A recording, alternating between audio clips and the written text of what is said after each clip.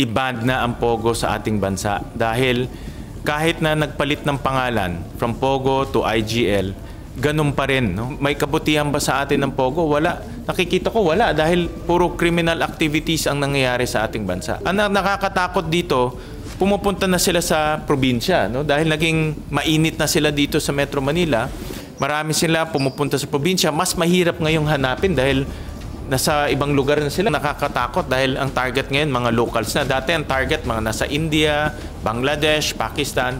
Pero ngayon kumakalat na dito sa atin. Sir, hindi yung sa Pogo kasi 'di ba yung sa raid, yes, ang update is 6 pala doon sa naaresto mga kriminal. Yes, mga may fugitives. May Opo. fugitives na sila. Opo. Yes. And then sir, sa Tarlac. And then sir, sa isang interview, sinabi nung isang homeowner official sa multinational, I think, na ang dami na doon na Chinese na nakabili ng property at hindi na nila kaya halos na makontrol yung situation doon. So, how are you looking at all this development, sir? Given na meron kayong committee report and then may mga developments na ganito, pero andito pa rin yung Pogo. Yeah, kaya nga tuloy ang aking panawagan na i-ban na ang Pogo sa ating bansa. Dahil kahit na nagpalit ng pangalan from Pogo to IGL, ganun pa rin. No? Criminal pa rin yung mga nag-ooperate, criminal pa rin yung mga nasa likod nito, scamming pa rin ang ginagawa.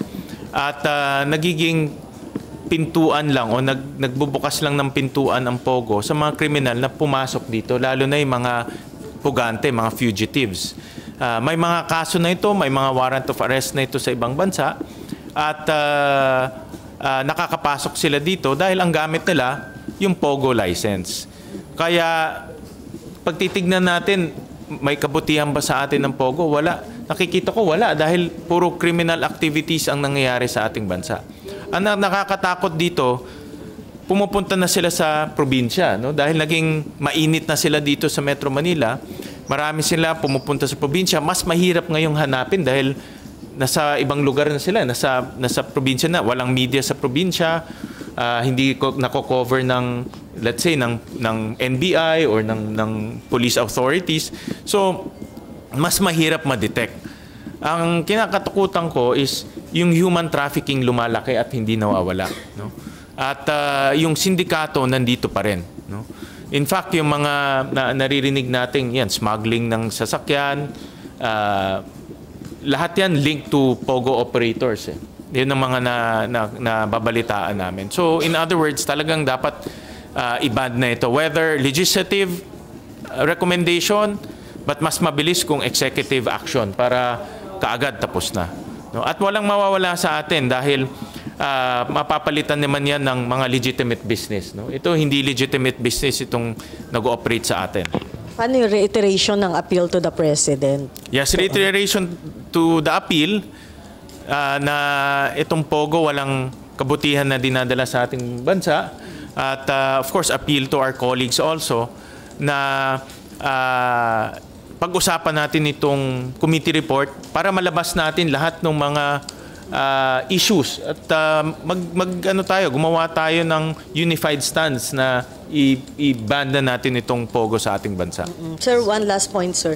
Yung proliferation ng mga text message ngayon, do you think... Ang dami. Oo, parang bumalik sa dati. Do you think related to dito sa, well, Pogo? Possible yan kasi nakita ko yung change. Dati hindi ako nakakakuha ng WhatsApp messages tsaka actually WhatsApp ang madalas kong nakukuha Telegram meron rin. At doon sa mga nahuling Pogo scams, nakita ko doon ang gamit nila is WhatsApp or Telegram Kasi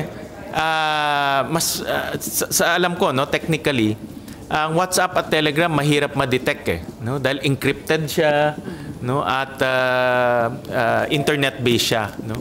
So konektado yan. Sigurado ako konektado yan. And yan rin isang nakakatakot dahil ang target ngayon mga locals na. Dati ang target mga nasa India, Bangladesh, Pakistan.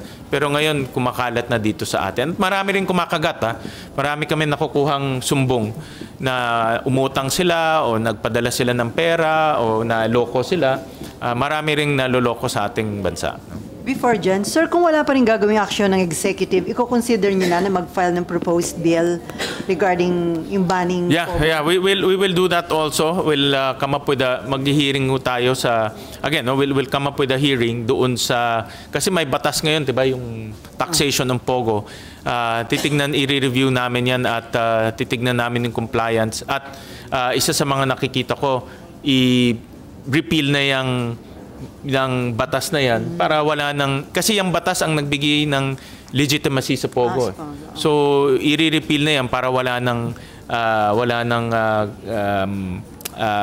legitimacy ang pogo sa atin. Kayo, sir, mag-file ng proposed Yeah, bill? under the Ways and Means Committee yun. Okay, Jan. Jeffrey pa yan. Sir, hindi naman sa pag-discriminate, pero dumadami naman yung mga African yata na nag-work sa Pogo rin. Dapat bang matakot pa rin tayo o mas matakot po tayo? Well, nakita ko rin yan sa news reports, no, na may mga African nationals na nagtatrabaho sa Pogo. Ang Bureau of Immigration should take notice of this, no? Not naman to profile and to discriminate, but may trend kasi nangyayari, no?